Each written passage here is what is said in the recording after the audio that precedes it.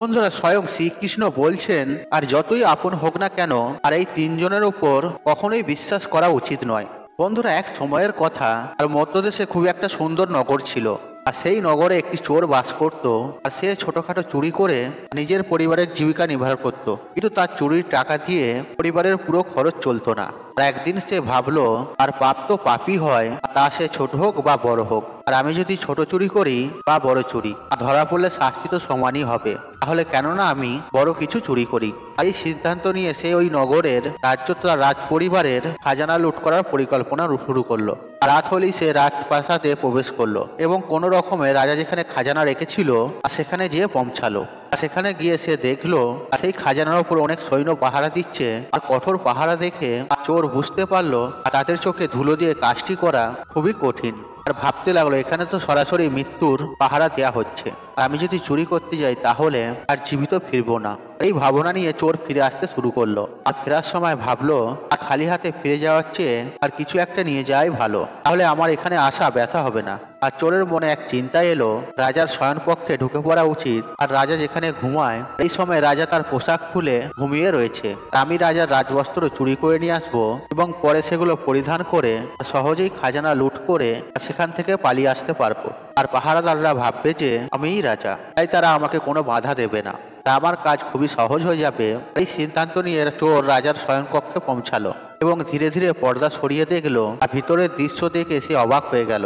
রাজা গভীর ঘুমিয়ে আছে এবং তার রানী অর্ধনাঙ্গা অবস্থায় পালঙ্কে বসে আছেন। আর রানী জেগে থাকার কারণে চোরের হাত পা শীতল হয়ে পড়ে। আর সে দেয়ালের এক পাশে সোজা হয়ে দাঁড়িয়ে রানীর ঘুমানোর জন্য অপেক্ষা করতে লাগলো। কিছুক্ষণ পর আবার সে পর্দা সরিয়ে দেখলো রানী ঘুমিয়েছে কিনা, কারণ রানীর ঘুমানোর পরেই রাজার রাজস্ব পোশাক চুরি করা সম্ভব। আর চোর দেখলো রানী এখনো আগের মতনই বসে রয়েছে। এই দেখে চোর সেখানে থাকা টেবিলের পাশে বসে পড়লো। আর ঠিক তখনই টেবিলের উপরে রাখা জল ভর্তি গ্লাসটি নিচে পড়ে গেল। আর সেই আওয়াজ শুনে রাজা তো ঘুম থেকে উঠলো না, কিন্তু রানী তলোয়ার হাতে নিয়ে বাইরে এসে চোরের গলায় তলোয়ার রেখে বলল, আর তুই কে, এখানে কেন এসেছিস? আর সত্যি সত্যি বল, নইলে আমি তোর গলা কেটে ফেলবো। চোর ভয় পেয়ে ঘামতে শুরু করলো এবং হাত জোর করে বিনতি করতে লাগলো, রানী সাহেবা, দয়া করে আমার জীবন বাঁচিয়ে দিন। আমি একজন খুবই গরিব চোর, আর চুরি করার উদ্দেশ্যেই আমি এখানে এসেছি। আর ছোটখাটো চুরি করে আর আমি আমার পরিবার চালাই। আর যদি আপনি আমাকে মেরে ফেলেন তাহলে আমার ছোট ছোট বাচ্চারা অনাথ হয়ে যাবে। আর আমি প্রতিজ্ঞা করছি, আমাকে একবার ছেড়ে দিন। আমি কখনোই রাজপ্রাসাদের দিকে ফিরেও তাকাবো না। আর আমার ছোট ছোট সন্তানদের প্রতি দয়া করুন। রানী তার উপর দয়া করে বললেন, আমি তোমাকে একটি শর্তে ছেড়ে দিতে পারি। আমি এই সময় কাম বাসনায় উত্তেজিত, যদি তুমি আমার সাথে সঙ্গম করো তাহলে আমি তোমাকে এখান থেকে যেতে দেবো, আর নইলে এক কোপে তোর গলা কেটে ফেলবো। রানীর এমন অদ্ভুত শব্দ শুনে চোর আরো ভয়ভীত হয়ে পড়লো এবং সে বলল, রানী সাহেব, আপনি কি বলছেন? আমি তো একজন চোর, আর আপনি তো এই রাজ্যের মহারানী। আর আমার কি যোগ্যতা আছে আপনার সাথে এমন কিছু করার? আর এটা আমার জন্য ভাবাও অনেক বড় পাপ। রানী বলল, আমি কিচ্ছু শুনতে চাই না। যদি তোমার জীবন প্রিয় হয় তবে আমি যা বলছি তাই করতে হবে, নইলে মৃত্যুর জন্য প্রস্তুত হও। আর রানীর এমন প্রস্তাব শুনে চোরের প্রাণ হাঁটুর কাছে চলে এলো এবং ভাবতে লাগলো, আজ আমি বড় বিপদে পড়েছি। যদি আমি রানীর কথা না মানি তবুও মারা যাব, যদিও মানি তাও মারা যাব।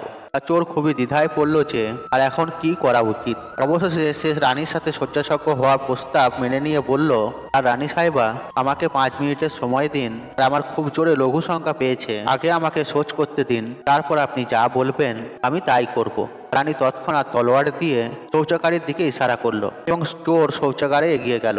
রানী সেখানে দাঁড়িয়ে তার জন্য অপেক্ষা করতে লাগলো। এদিকে চোর রানীর চোখে পড়ার আগেই সেখান থেকে পালানোর চেষ্টা করলো। আর পালাতে পালাতে যখন সে দরজার কাছে পৌঁছালো, আর তখন দরজায় থাকা সৈন্য তাকে আটকে জিজ্ঞাসা করলো। আর চোর ভয় পেয়ে সৎভাবে বলল, আমি একজন চোর, রাজপ্রাসাদে চুরি করতে এসেছিলাম, কিন্তু রানী আমাকে ধরে ফেললেন এবং আমাকে ছেড়ে দেওয়ার বদলে শর্ত রাখলেন যে আমাকে তার সঙ্গে সঙ্গম করতে হবে। তাই আমি লঘু সংখ্যার অজুহাত দেখিয়ে পালিয়ে এলাম।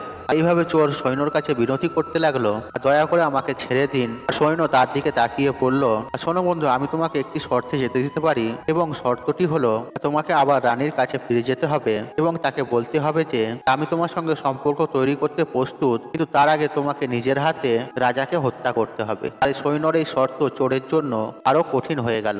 চোর ভাবলো পান বাঁচানোর কিছু আশা ছিল, কিন্তু এখন আর কোনোই আশা নেই। আমি যদি এই কথা রানীকে বলি তাহলে রানী আমার গলা কেটে ফেলবে। আর এখন চোর বুঝতে পারলো চারপাশে কেবল মৃত্যুরই দৃশ্য।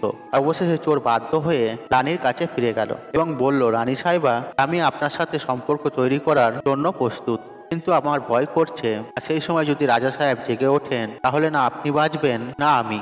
আর রাজা সাহেব আমাদের দুজনকেই মেরে ফেলবেন। তাই আপনাকে একটা কাজ করতে হবে, আর আপনি নিজের হাতেই রাজাকে হত্যা করুন। তারপর আমরা ভয়মুক্ত হয়ে সম্পর্ক তৈরি করতে পারবো। আর যদি আপনি এটি করতে পারেন তাহলে আমি আপনার শর্ত মেনে নেব, না হলে আমি মনে করি আপনার হাতেই মরা ভালো। রানী কাম বাসনায় বশীভূত হয়ে চোরকে বললেন, থামো, এটা বড় কোনো ব্যাপার নয়, আমি রাজা সাহেবকে এক্ষুনি মেরে ফেলবো। এতটা বলে রানী দুই হাত দিয়ে তলোয়ার তুলে নিয়ে গভীর ঘুমে থাকা তার স্বামীর মাথা কেটে ফেললো। আর রাজা মারা যাওয়ার পর পুরো ঘর রক্তে ভরে গেল এবং রাজার রক্তে রানী নিজেও স্নান করে গেলেন। আর সেই ভীতিকর দৃশ্য দেখে রানীও অজ্ঞান হয়ে পড়ে গেলেন। আর ঠিক তখনই চোর পালিয়ে গেল।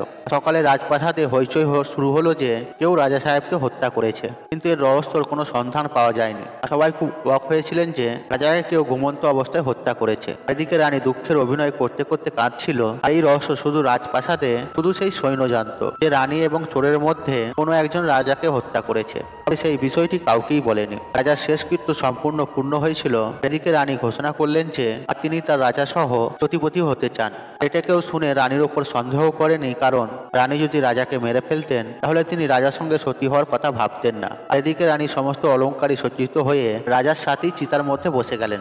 রাজ্যের সকল মানুষ একে একে রাজার চিতায় কাঠ রাখছিল এবং পিছনে ফিরে যাচ্ছিল। এইভাবে শেষে সেই সৈন্য রাজা সাহেবের চিতায় কাঠ রাখার জন্য গেল।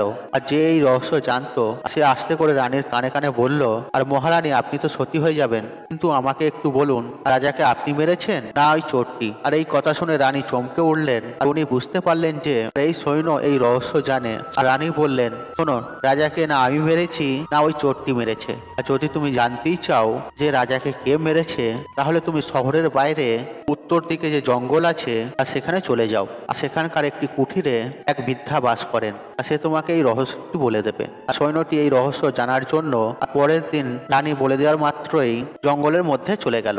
জঙ্গলে পৌঁছেছে বৃদ্ধার কুঠুরিটি দেখতে পেল। আর সৈন্যটি বৃদ্ধার পা ধরে বলল, মা, আমি একটি রহস্য জানার জন্য আর আপনার কাছে এসেছি। আর রাজা সাহেবকে কে মেরেছে দয়া করে আমাকে বলুন। আর তখন বৃদ্ধা মা বললেন, পুত্র, তুই যদি এই রহস্য জানতে চাস তবে তোকে একটি কাজ করতে হবে। আমার কুঠিরের বাইরে একটা ছাগল বাঁধা রয়েছে, তুই তোর তলোয়ার দিয়ে আর তার মাথা কাট। তার মাথা কাটতেই তার ধর সেখানেই পড়ে যাবে, কিন্তু তার মাথা বাতাসে উড়ে যাবে। তুই সেই ছাগলের মাথার কান ধরে ঝুলে থাকবি, আর সেই মাথাটা তোকে যেখানে নিয়ে যাবে সেখানে গিয়ে তুই তোর প্রশ্নের উত্তর পেয়ে যাবি যে রাজাকে কে মেরেছে। আর বৃদ্ধা মা যেমন বললেন সৈন্যটি ঠিক তেমনই করলেন। আর কুঠিরের বাইরে বাঁধা ছাগলটির মাথাটি সে তলোয়ার দিয়ে কেটে দিল। আর মাথা কেটে যাওয়ার সাথে সাথে সেটি বাতাসে উড়ে যেতে শুরু করলো। সৈন্যটি তাড়াতাড়ি তার কান ধরে ঝুলে পড়লো। ছাগলের মাথাটি তাকে সেই ভয়ঙ্কর জঙ্গলের গভীরের মধ্যে নিয়ে গেল। এক জায়গায় এসে ছাগলের মাথাটি একটা গুহার কাছে নেমে পড়লো। আর গুহার সামনে এসে সৈন্যটি ভাবতে লাগলো, আর এই গভীর বনে কোথাও তো মানুষের চিহ্ন নেই, এখানে কে এসে আমাকে রাজার হত্যার রহস্য শোনাবে? সে গুহার সামনে দাঁড়িয়ে দাঁড়িয়ে এই সব ভাবছিল। এবং এই গুহাটি ছিল এক রাক্ষসের, যেখানে রাক্ষস এবং তার মেয়ে বাস করত। আর এদিকে সন্ধ্যা হয়ে গেছিল। আর তখন সেই রাক্ষস খাবারের খোঁজে বাইরে গেছিল। আর গুহার ভেতরে তার মেয়ে ছিল। যখন রাক্ষসের মেয়ে মানুষের গন্ধ পেল তখন সে গুহার বাইরে এসে দেখলো যে আর একজন হাট্টা খাট্টা যুবক গুহার দরজার সামনে দাঁড়িয়ে আছে। আর রাক্ষসের মেয়ে ভাবলো, আমি যদি এই যুবকটিকে খেয়ে ফেলি তবে আমার একদিনের খাবার হয়ে যাবে, তবে আমি তাকে যদি জীবিত রাখি তবে এই যুবক আমার অনেক কাজে আসবে। রাক্ষসীর মেয়ে তৎক্ষণাৎ খুবই এক সুন্দরী যুবতীর রূপ নিল। আর সে যুবকের সামনে চলে এলো। এমন সুন্দরী রানী সে এখনো কখনোই দেখেনি। আর সৈনিক তাকে দেখতেই তার উপর মোহিত হয়ে গেল। আর মেয়েটিও তাকে আপন করে নিতে এসেছিল, তাই সে তাকে তার গুহার ভেতরে ডেকে নিয়ে গেল এবং তার সাথে অনেক মজা করলো। এরপর রাক্ষসটির আসার সময় হলো, মেয়েটি তাকে বোকা বানিয়ে দেওয়ালে আটকে দিল। আর রাক্ষস এসে মেয়েকে প্রশ্ন করলো, পুত্রী, এখানে আমি মানুষের গন্ধ পাচ্ছি, মনে হচ্ছে কেউ আমাদের গুহায় ঢুকে পড়েছে। আর মেয়ে তখন অজুহাত দেখিয়ে বলল, না পিতাজি, এ আপনি কি বলছেন? আমাদের উপস্থিতিতে কি এখানে আসার সাহস করবে? আর আমি তো তাকে গোটাই খেয়ে ফেলবো। আর এইভাবে সে রাক্ষসকে বলতে থাকে। এখন ওই রাক্ষস কন্যা প্রতিদিন রাতে তাকে মানুষে পরিণত করত এবং দিনের বেলা তাকে পোকা বানিয়ে দেয়ালে আটকে দিত। এইভাবে সৈন্যটি অনেকদিন ধরে রাক্ষসের গুহায় বন্দী হয়েছিল। একদিন তার স্ত্রী এবং সন্তানদের কথা মনে পড়ে গেল, কিন্তু সে রাক্ষসের মেয়ের হাত থেকে বেরিয়ে আসতে পারছিল না। আর একদিন সুযোগ পেয়ে সেই রাতে গুহা থেকে পালিয়ে গেল। আর পালাতে পালাতে অনেকদিন পর সে তার শহরে ফিরে এলো। আর বাড়ি ফিরে সে খুব খুশি হলো এবং তার সন্তানদের সাথে দেখা করে অনেক আনন্দিত হলো। আর সে ভাবতে লাগলো, ভালোই হলো আমি গুহা থেকে পালিয়ে এলাম, আর না জানে কতদিন ধরে সে আমাকে বোকা বানিয়ে দেয়ালে আটকে রেখেছিল। আর এইভাবে সৈন্যটি অনেকদিন ধরে সে তার বাড়িতেই কাটিয়ে দিল। একদিন হঠাৎ সেই রাক্ষসী মেয়ে তার মনে চলে এলো। আর এখন সে দিনের পর দিন আর তার চেহারাটি ভাবতে ভাবতে আর তার সৌন্দর্য মনে করতে থাকে। আর তাকে ছাড়া তার আর কিছুই ভালো লাগতো না, না খেতে পারতো না শুতে পারতো। আর বসে বসে সে শুধু ভাবতো কিভাবে তার সঙ্গে আবার দেখা হবে। আর সৈন্যটি রাক্ষসীর মেয়ের প্রতি এতটাই আকর্ষিত হয়ে পড়লো যে সে আবার তার কাছে যাওয়ার জন্য সিদ্ধান্ত নিল। সে ভাবলো সে গতবার তার সেই বৃদ্ধা মাকে সেখানে পাঠিয়েছিলেন, কিন্তু আমি সেখান থেকে পালিয়ে এসেছি, তাই পথের কোনো ধারণা নেই আমার, কারণ আমি সেই বুড়ি মায়ের সাহায্য নিই। আর এইভাবে সে সেই বুড়ির কুঠিরে আবার চলে গেল। আর বুড়িকে হাত জড়ো করে বলল, হে বুড়িমা, আমাকে একবার ওই সেই জায়গায় আবার পাঠিয়ে দাও আর যেখানে তুমি আমাকে আগে পাঠিয়েছিলে। এখন সে রাজা হত্যার রহস্য ভুলে গিয়েছে।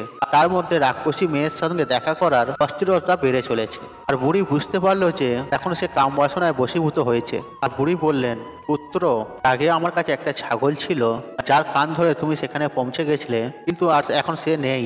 এখনই তোমাকে কিভাবে সেখানে পাঠাবো? আর তখন সৈন্য বলল, হে মা, আমি জীবনভর তোমার গোলাম হয়ে থাকবো, আর শুধু একবার আমাকে ওই মেয়েটির সাথে মিলিয়ে দাও। আর বুড়ি বলল, পুত্র, আমি তোমাকে তার সাথে মিলিয়ে দিতে পারবো, কিন্তু তার জন্য তোমাকে তোমার ছেলেকে আমার কাছে নিয়ে আসতে হবে। আর সৈন্য উত্তরে বলল, এটা কোনো ব্যাপার হলো? আর এই বলে সৈন্য তার ছেলেকে নিয়ে বুড়ির কাছে উপস্থিত হলো। আর বুড়ি বলল, পুত্র, যেভাবে তুমি ছাগলের মাথা কেটেছিলে ঠিক সেইভাবে তোমাকে তোমার ছেলের মাথা কাটতে হবে। তারপর তার মাথা আকাশে উঠবে, তুমি তার মাথা ধরে তুমি সেই জায়গাতে পৌঁছে যাবে। আর কাম বাসনায় বশীভূত সৈনিক তার ছেলের মাথা কাটার জন্য প্রস্তুত হয়ে গেল। কিন্তু যখনই সে তলোয়ার নিয়ে তার ছেলের মাথা কাটতে ধরলো, তখনই বুড়িমা তার হাত ধরলো এবং বলল, থামো, আর এখানেই তোমার প্রশ্নের উত্তর রয়েছে। আর যতই আপন হোক না কেন, এই তিনটির উপর কখনোই বিশ্বাস করা উচিত নয়। এইভাবে বৃদ্ধা সৈনিককে বুঝিয়ে বলল, প্রথমত রাজাকে না চোর মেরেছে না রানী মেরেছে, আর রাজাকে মেরেছিল কাম বাসনা। যেভাবে তুমিও কাম বাসনায় অন্ধ হয়ে নিজের ছেলেকে মারতে প্রস্তুত হলেন, তেমনই কাম বাসনা মানুষকে অন্ধ করে দেয় এবং সে ভুল পথে চলে যায়। আর দ্বিতীয়ত লোভ, অর্থের লোভে কেউ কাউকে হত্যা করে দেয়। আর তৃতীয়ত হলো ক্রোধ, আর ক্রোধে মানুষ অন্ধ হয়ে যায় আর সবকিছু ভুলে যায় এবং সে আর এমন এমন কাজ করে ফেলে যার ফলে তাকে সারা জীবন অনুতপ্ত করতে হয়। আর ক্রোধে তার বুদ্ধি ঠিক মতো কাজ করে না, আর কে আপন এবং কে পর, আর সে সবকিছুই ভুলে যায়। তাই বন্ধুরা, এই তিনটি থেকে সব থেকে সাবধান থাকতে হবে, আর নইলে সারা জীবন আফসোস করতে হবে। বন্ধুরা, আশা করছি এই গল্পটি আপনাদের ভালো লেগেছে। আর যদি ভালো লেগে থাকে তাহলে ভিডিওতে একটি লাইক করুন, একটি কমেন্ট করুন, শেয়ার করুন এবং বন্ধু বান্ধব আত্মীয়জনদের সাথে শেয়ার অবশ্যই করুন। মনে রাখবেন, আপনার একটি শেয়ার অনেক মানুষকে উপকৃত করে তুলতে পারে। আপনি যদি আমার চ্যানেল নতুন হয়ে থাকেন তাহলে চ্যানেলটি সাবস্ক্রাইব করুন, পাশে থাকুন অন, কারণ নিত্য নতুন ভিডিও সবার আগে দেখার জন্য। ঈশ্বর আপনার মঙ্গল করুক, আপনি সুস্থ থাকুন, আপনার দিন মঙ্গলময় হোক। হরে কৃষ্ণ কৃষ্ণ কৃষ্ণ হরে হরে।